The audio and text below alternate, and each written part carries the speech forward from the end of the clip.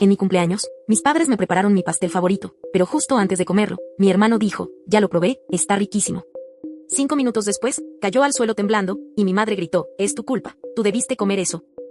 Cumplí 20 años un viernes. Pero más que una celebración, el ambiente en mi casa era como esas películas donde algo terrible va a pasar y nadie quiere hablar de ello. Mi nombre es Valeria, y desde que tengo uso de razón he sabido que algo en mi familia está mal. Mi madre, Liliana, es de esas personas que sonríen para las visitas y te entierran en críticas apenas se cierra la puerta. Mi padre, Darío, simplemente baja la cabeza y asiente, como si ser invisible lo protegiera de algo. Y mi hermano menor, Tiago, él siempre fue la estrella de la casa. No por maldad, sino porque todo giraba en torno a él. El hijo perfecto. El chico brillante. El motivo por el cual mi madre respiraba. Yo era simplemente la otra. Esa mañana, desperté con un nudo en el estómago. No por emoción, sino por ansiedad. Al bajar a desayunar, encontré la mesa perfectamente puesta. Café caliente, flores en el jarrón, y una caja de regalo envuelta con moño dorado. «Feliz cumpleaños, hija», dijo Liliana con una sonrisa que no le llegaba a los ojos. «Hoy te preparamos una sorpresa». La caja contenía un vestido color marfil, demasiado ajustado para mi gusto, pero no quise decir nada. Había aprendido que era mejor fingir agradecimiento que iniciar una discusión. Mientras desayunábamos, Tiago bajó las escaleras como siempre, robándose la atención de todos. «Felices 20, hermanita», exclamó con ese tono juguetón que derretía a mi madre. Después de comer, Liliana me pidió que no hiciera planes esa noche. Que harían una pequeña cena familiar, como las de antes, dijo. Como si alguna vez hubieran sido especiales. Pasé la tarde en mi habitación, leyendo un libro que ya había leído 3 veces. Solo quería que el día pasara rápido. Cerca de las 7, me llamó mi padre. La mesa ya estaba lista. Al bajar, lo primero que vi fue un pastel bellamente decorado. Chocolate oscuro, flores de azúcar en tonos pastel, y mi nombre escrito con glaseado blanco. Lo hice yo misma, dijo Liliana. Tu favorito. ¿Ves? Pensamos en ti. No supe qué responder. Por primera vez, parecía que mi madre se había esforzado. Pero algo en su tono me hizo sentir incómoda. No sabría decir qué era, solo que me sentía observada, como si esperaran algo de mí. Nos sentamos. Comimos primero un plato ligero. Todo transcurrió en un silencio tenso, como si todos estuvieran esperando el momento del pastel. Bueno, dijo Tiago, frotándose las manos, ¿puedo abrir la veda? Muero por probarlo. Tiago, lo reprendió mi madre con dulzura forzada. Es el pastel de tu hermana. Oh, vamos, solo una rebanadita, dijo, y sin esperar respuesta, se levantó, tomó el cuchillo y cortó una porción del pastel. Liliana lo miró con una expresión de, no sabría describirla. Algo entre susto y frustración contenida. Pero no dijo nada. Tiago tomó el primer bocado con entusiasmo. Está riquísimo. Mamá, te luciste, dijo con la boca llena. Pasaron unos minutos. Yo apenas probaba mi pastel, cuando vi cómo Tiago empezó a cambiar de color. Su piel, antes sonrosada, se tornó pálida. Luego gris. Se llevó la mano al cuello. No puedo, jadeó. ¿Qué pasa?, preguntó mi padre, ya de pie. Entonces, Tiago se desplomó. Comenzó a temblar violentamente. Su cuerpo golpeaba el suelo, convulsionando. «Tiago», grité, tirándome a su lado. Mi madre se quedó paralizada. Sus labios temblaban. Miraba a Tiago con los ojos abiertos de par en par. Y entonces, como si algo se quebrara dentro de ella, gritó, «Valeria. Él no debía comer eso. Era para ti». Todo se detuvo. Mi corazón se paralizó.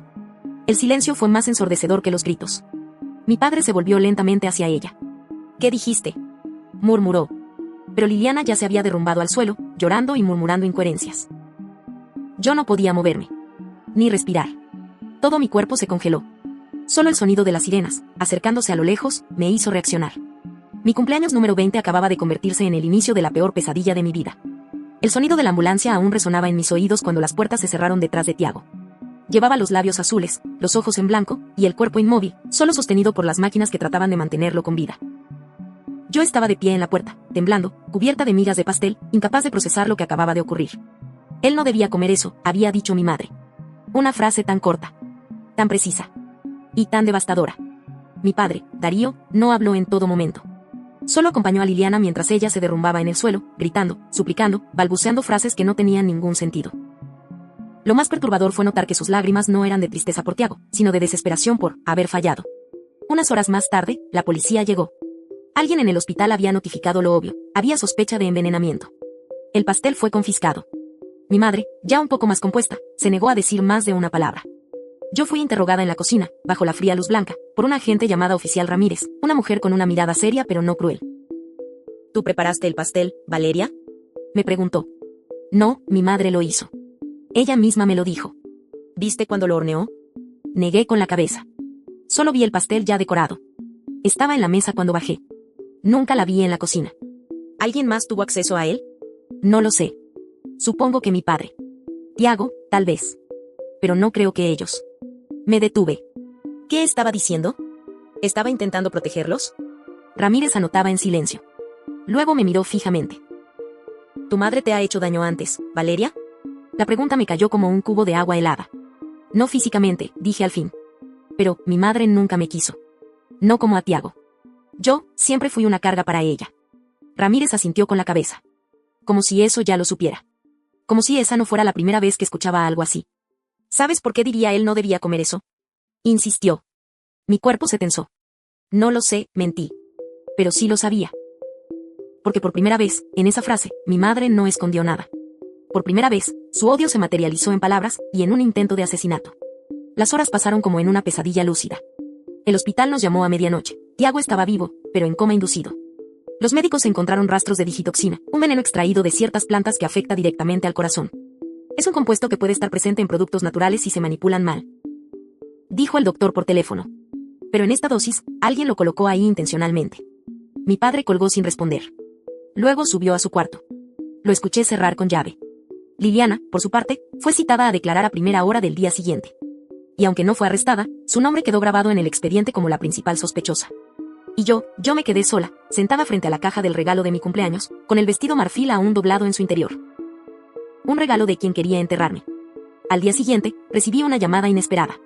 Valeria, dijo una voz masculina, clara y un tanto nerviosa. Soy el abogado de la familia Cárdenas. No sé si me recuerdas. Fui amigo cercano de tu abuela materna, doña Eugenia. ¿Mi abuela? Pregunté, sorprendida. Ella murió hace años. Así es. Pero antes de eso, dejó algo preparado para ti. Un testamento privado. Y creo que ha llegado el momento de que lo leas. Mi respiración se detuvo. ¿Por qué ahora? Porque uno de los documentos que dejó estaba marcado con una instrucción muy específica. Entregarlo solo si tu vida corría peligro. Y cuando escuché en las noticias lo de tu hermano, y lo que dijo tu madre. Un escalofrío me recorrió el cuerpo. ¿Dónde nos vemos? Pregunté. En la antigua casa de tu abuela. La que nunca te dejaron visitar después de que falleció. Porque hay cosas que tu familia te ha ocultado, Valeria. Y tú, mereces saberlas todas. No dormí en toda la noche. Cada vez que cerraba los ojos, veía a Tiago temblando en el suelo, con espuma en los labios. O escuchaba la voz quebrada de mi madre gritando que él no debía comer eso. Pero más que nada, pensaba en la llamada del abogado. En el testamento oculto. En esa misteriosa instrucción de mi abuela. El amanecer llegó acompañado de un aire pesado. Me vestí con una sudadera vieja, tomé mi mochila y salí de la casa sin avisar. Caminé hacia la estación de tren, temblando por dentro. La casa de doña Eugenia quedaba a 1 hora de la ciudad, en un lugar que había sido borrado de mis recuerdos a la fuerza. Nunca supe por qué me prohibieron volver allí. Lo poco que recordaba eran tardes calmas, olor a eucalipto y la risa dulce de una anciana que me hacía sentir más querida que en mi propia casa. El abogado me recibió en la entrada. Se llamaba Román Estrada, un hombre de unos 50, pelo entrecano, ojos firmes. Me tendió la mano con respeto. Gracias por venir. Sé que no es un buen momento. ¿Por qué no me dijeron nunca nada? ¿Por qué nadie mencionó que ella había dejado algo para mí? Román suspiró. Su expresión se tornó más seria. Porque lo ocultaron todo, Valeria. Desde su muerte. Desde mucho antes. Tus padres se aseguraron de que nadie pudiera acercarte a esto. Hasta que tu vida corriera peligro. Entramos. La casa estaba cubierta por sábanas blancas y polvo suspendido. Pero aún tenía alma.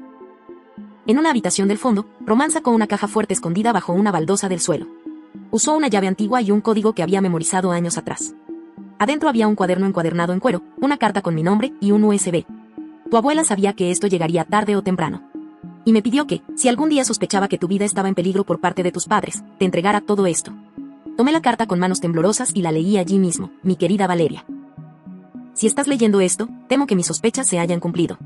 Nunca quise alejarte, pero tus padres me lo impidieron. Y cuando comencé a descubrir cosas sobre ellos, me hicieron desaparecer lentamente de tu vida. Intentaron declararme incapaz. Me acusaron de locura.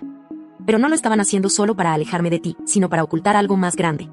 En ese USB encontrarás documentos, cuentas, movimientos bancarios y pruebas. Pruebas de lo que han hecho. Y de lo que planeaban hacer contigo. Te amo más que a nada en el mundo. Prométeme que no te rendirás. La sangre no lo es todo, mi niña. Con todo mi amor, Eugenia. Me costó respirar. Román me ofreció su portátil.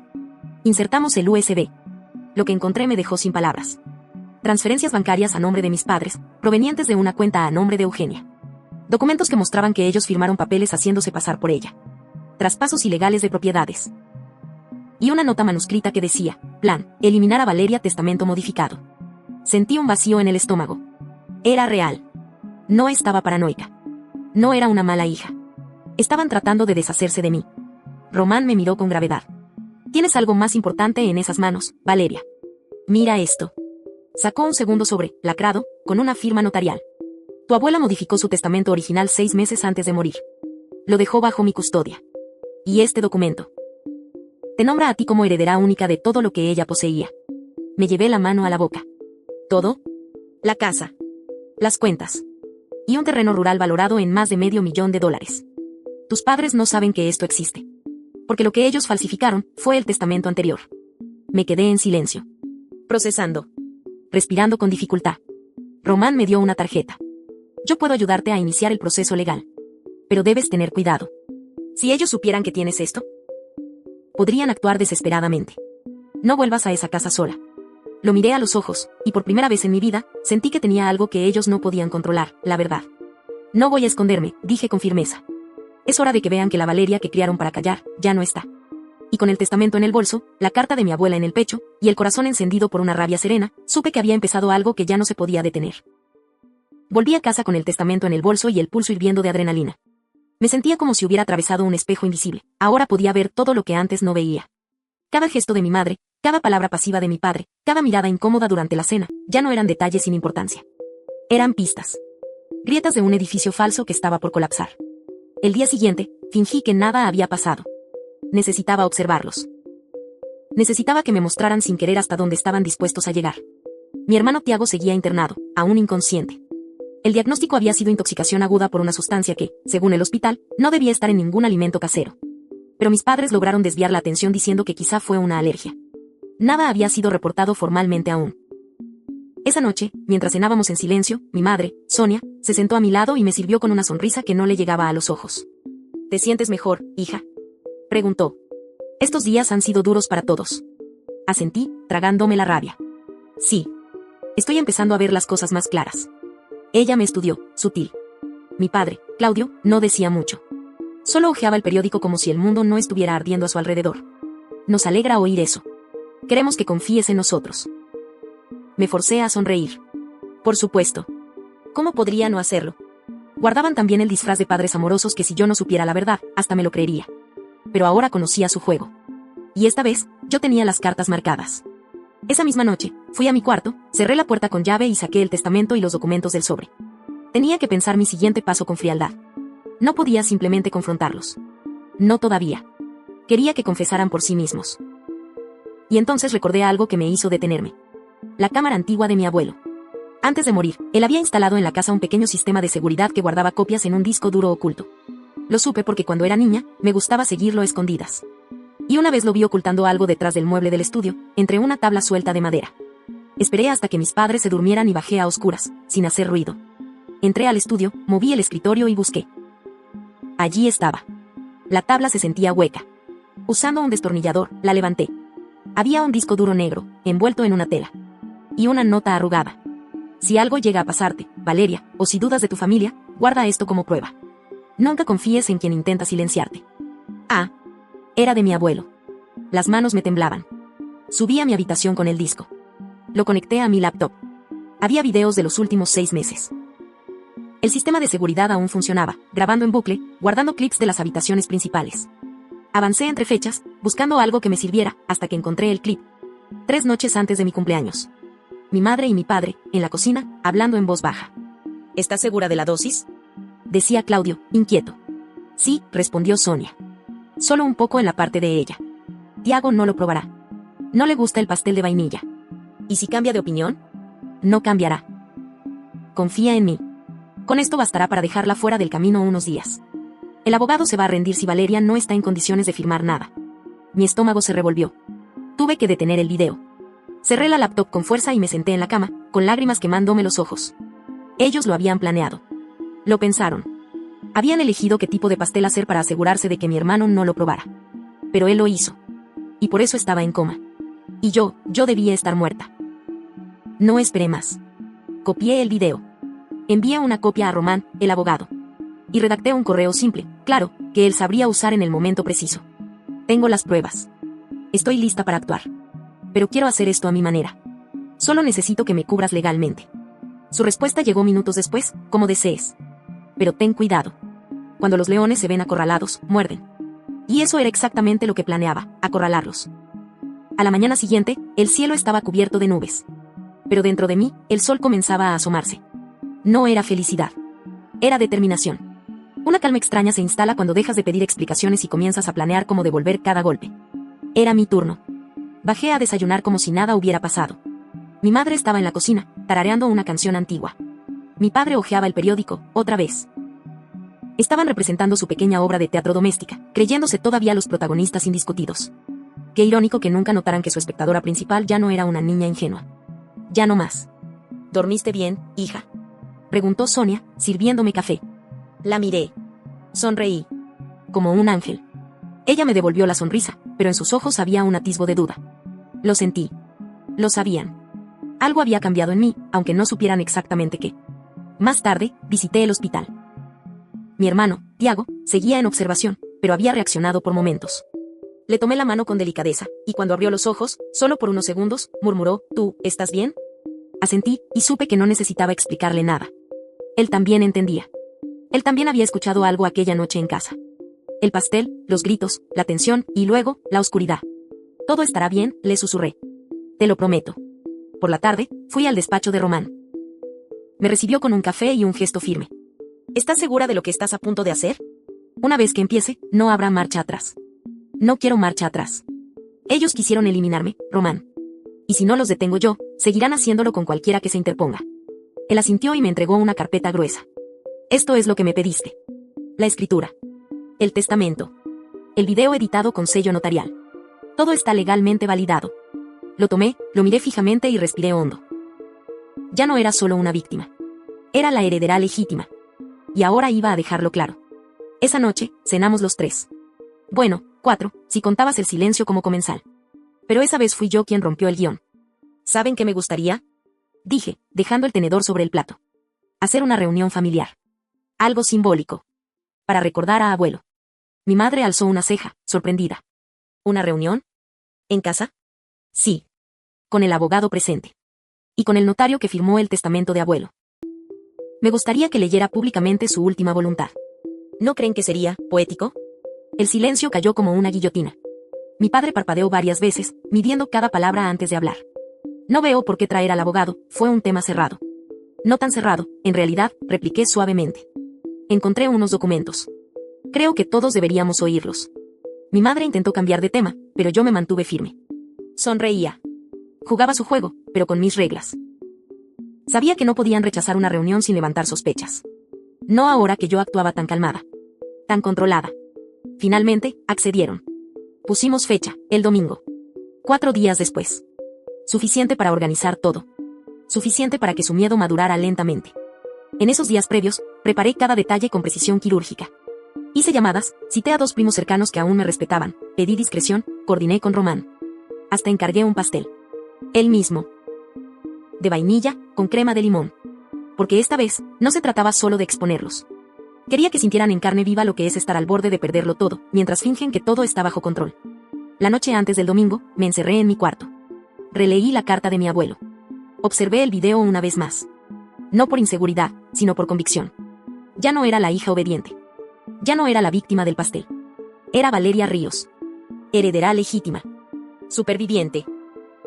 Y el infierno apenas estaba por comenzar. El domingo amaneció con un aire denso, como si incluso el clima sospechara lo que estaba por ocurrir.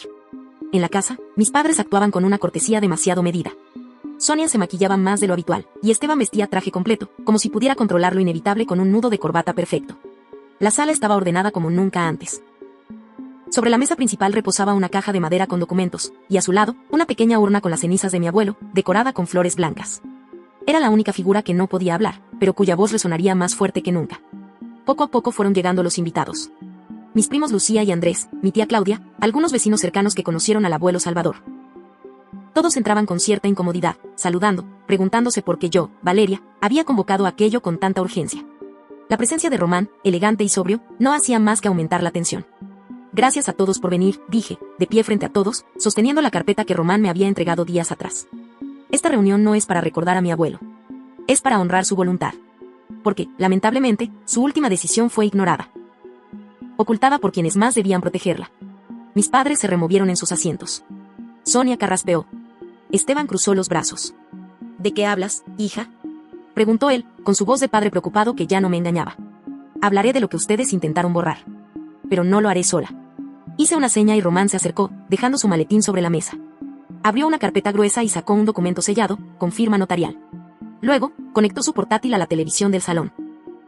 Todos los presentes se quedaron en silencio. Mi nombre es Salvador Ríos, comenzó la voz de mi abuelo desde la pantalla, en una grabación fechada meses antes de su muerte.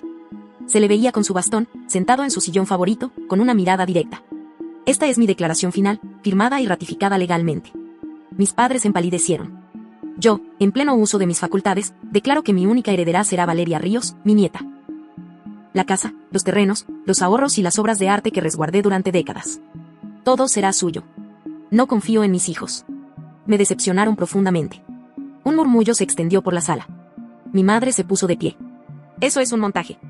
Mi padre nunca diría algo así. Está validado por el notario Andrés Ramírez, presente en esta sala, respondí, señalando al hombre que se mantenía en silencio al fondo. Y por si eso no fuera suficiente, mostré la segunda parte del video.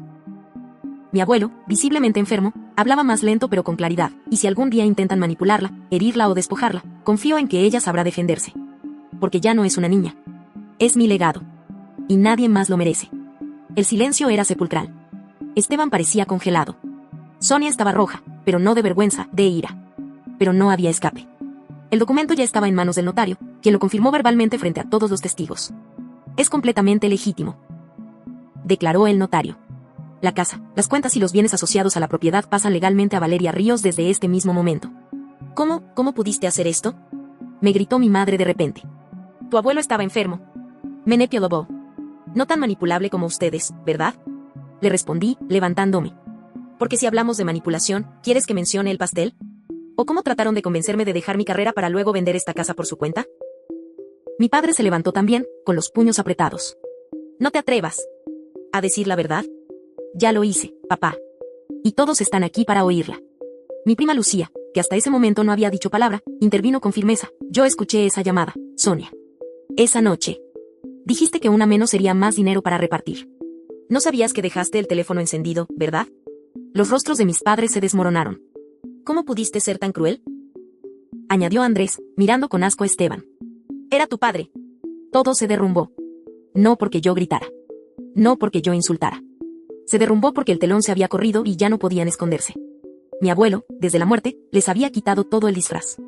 Cuando los últimos invitados se fueron, Sonia y Esteban recogieron sus cosas en silencio.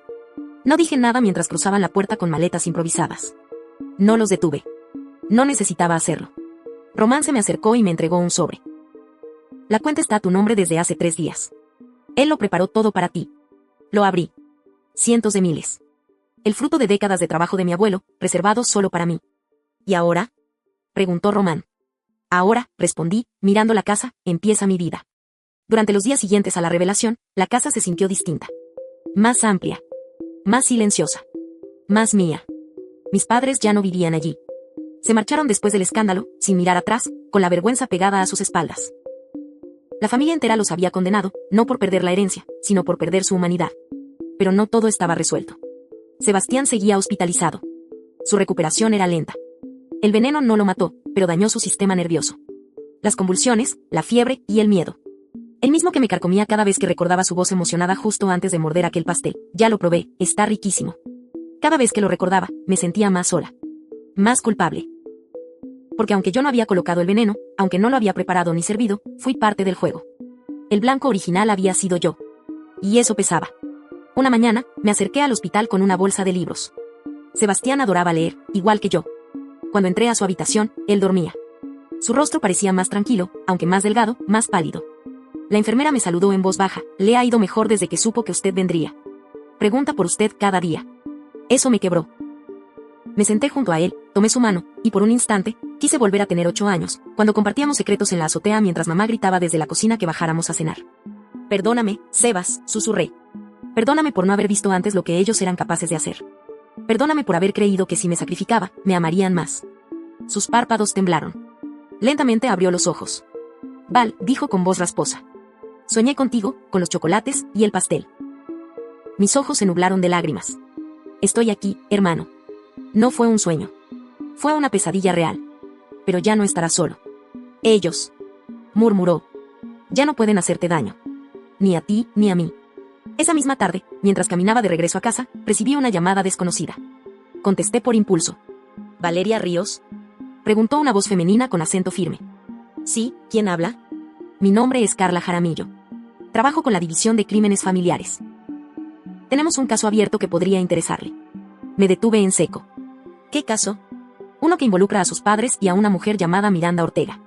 ¿La conoce? Sí, ella era la mujer que trabajaba para ellos. La que cuidaba a mi abuelo durante sus últimos días. Exacto. Pues bien, ella acaba de presentarse con evidencia. Grabaciones de conversaciones entre sus padres en las que se habla explícitamente de eliminarla a usted por la herencia. Quería advertirle que es probable que la citen a declarar. ¿Estaría dispuesta? Miré al cielo, sintiendo como el mundo volvía a sacudirse. Sí. Estoy lista para todo. Gracias. Y lamento decirle esto, pero tal vez usted no fue la única víctima que tenían en mente. La llamada se cortó, pero dejó una sombra nueva sobre mis hombros. Esa noche, me senté en el estudio del abuelo. Abrí una libreta vieja donde él había anotado frases sueltas, consejos, garabatos. Y entre ellas, una frase destacada con tinta roja: la sangre no siempre significa familia. A veces, hay que tener el valor de cerrar la puerta, aunque lloren al otro lado. Respiré hondo. El pastel, los chocolates, el veneno, la traición, todo estaba detrás. Pero también estaba delante. Porque la verdad nunca se entierra sola. Siempre resurge. Y yo estaba lista para enfrentarla. Los días siguientes a la llamada del agente Jaramillo fueron un huracán. Miranda Ortega, la mujer que durante años había sido tratada como un simple peón en la casa de mis padres, se había convertido en la pieza clave de algo mucho más grande. Su testimonio, junto con las grabaciones que había guardado como un acto desesperado de autoprotección, revelaban conversaciones entre mi madre y mi padre que no solo me helaron la sangre, sino que encendieron la chispa de algo que ya no era solo dolor, justicia. Si lo que esa niña quiere es la casa, se la dejamos. Pero no viva, decía la voz de mi madre en una de las grabaciones. Y luego la voz de mi padre, fría, pragmática: el veneno es lento, pero efectivo. Solo tiene que parecer un accidente. Escuchar eso en voz alta, desde un USB que la agente me entregó, fue como ver una película en la que yo era la víctima designada. El veneno estaba planeado desde antes de los chocolates. Desde antes del pastel. Era algo más antiguo. Más podrido. Mis padres habían sido capaces de todo. Y si Sebastián no se hubiese adelantado por simple golosina, si no hubiese mordido aquel pastel antes que yo, probablemente ahora él estaría sano, y yo no estaría aquí. La noticia se filtró a los medios semanas después. No por mí, sino por la presión que generó el proceso judicial. Pareja enfrenta cargos por tentativa de parricidio contra su propia hija, titulaban algunos portales. Otros eran más escandalosos: hija sobrevive a intento de asesinato con pastel envenenado en su cumpleaños. La prensa no tenía piedad. Y el apellido Ríos, alguna vez relacionado con respeto empresarial, ahora era sinónimo de horror. Mientras todo eso sucedía, Sebastián comenzaba a caminar de nuevo. Tenía terapia 3 veces por semana, pero su mente era fuerte. Lo visitaba cada día y llevábamos juegos de mesa, cómics, recuerdos de infancia. Su sonrisa era mi combustible. Un día me preguntó: Val, ¿por qué crees que nos odiaban tanto? No supe qué responder. Porque no era odio lo que sentían. Era codicia. Era algo peor, la incapacidad de amar a quienes no servían como extensión de su ego. Para ellos, habíamos sido siempre una carga, una mancha en su perfección. La casa del abuelo, su única herencia sin condiciones, les dolía como una ofensa. Pero ya no podían tocar nada. El juicio comenzó en septiembre. Miranda testificó con una entereza que me hizo llorar. Dijo que me había visto crecer, que había escuchado demasiadas cosas por las noches, cosas que no podía callar más. Presentó mensajes, audios, registros. Yo testifiqué también. Relaté el día del cumpleaños. El momento exacto en que Sebastián cayó al suelo. La frase de mi madre: tan brutal como el veneno, es tu culpa, él no debía comer eso. Algunos familiares lloraron en la sala. Otros agacharon la cabeza. Mis padres, por su parte, no derramaron una lágrima. Solo me miraban con esa expresión vacía que usaban cuando sabían que no podían controlar nada. Cuando el juez dictó prisión preventiva sin derecho a fianza mientras se resolvía la causa, mi madre finalmente gritó: esta niña siempre nos odió. Sebastián debería haber muerto. No ella. Fue retirada de la sala por los oficiales. El silencio que quedó fue más estruendoso que el grito. La noche que volví a casa, encendí las luces del jardín. Era una tradición que tenía con el abuelo. Cada vez que vencíamos una batalla, por pequeña que fuera, encendíamos todo. Porque las luces no son para que otros vean, son para recordarte que no estás sola, decía él. Miranda y Sebastián llegaron minutos después. Traían comida y una pequeña torta de celebración. Sebastián la miró con suspicacia y rió. ¿Estás segura que esta vez no tiene sorpresa? Yo la hice, respondió Miranda, sonriendo. Solo lleva amor. Nos sentamos en el porche a cenar. Los tres. Como una familia. ¿Y ahora qué harás? Preguntó Miranda. Reconstruir, dije. No solo mi vida. También mi historia. Porque si algo había aprendido de todo esto, era que la verdad, incluso cuando duele, siempre libera. Y yo, por fin, era libre. Una semana después del juicio preliminar, recibí una carta sin remitente. Dentro había una pequeña llave oxidada, acompañada por una nota escrita a mano con tinta azul, el desván. Cuidado con lo que desentierras. Reconocí la letra. Era de mi abuelo. Sentí como el corazón se me detenía por un segundo. El desván siempre había sido un lugar sellado en la casa. Mi madre decía que estaba lleno de polvo, cosas viejas y ratas. Pero mi abuelo solía decir lo contrario. Algún día, cuando me vaya, eso será solo tuyo. Nunca entendía a qué se refería, hasta ahora. Esa misma noche, con Sebastián ya dormido y Miranda viendo televisión en la sala, subí al tercer piso con la llave en la mano y el corazón en la garganta. La cerradura, aunque vieja, se dio sin problemas. Un chirrido abrió paso a un espacio que no había sido tocado en décadas. Y entonces lo vi. Cajas apiladas, estanterías con carpetas, un viejo escritorio y, en el centro, una caja fuerte con el logo de un banco privado grabado en metal. En la parte superior, un sobre cerrado. Lo abrí con manos temblorosas. Dentro había documentos notariales, extractos de cuentas, y una carta firmada por el abuelo. Valeria, si estás leyendo esto, es porque la verdad salió a la luz. Esta casa no es lo único que te pertenece. Durante más de 20 años, acumulé lo suficiente para que no dependieras jamás de nadie. Quise darte libertad, pero sabía que tus padres intentarían arrebatártela. Por eso escondí todo aquí. Confía solo en ti misma. Lo demás, lo descubrirás sola. Lloré en silencio, con la carta contra el pecho.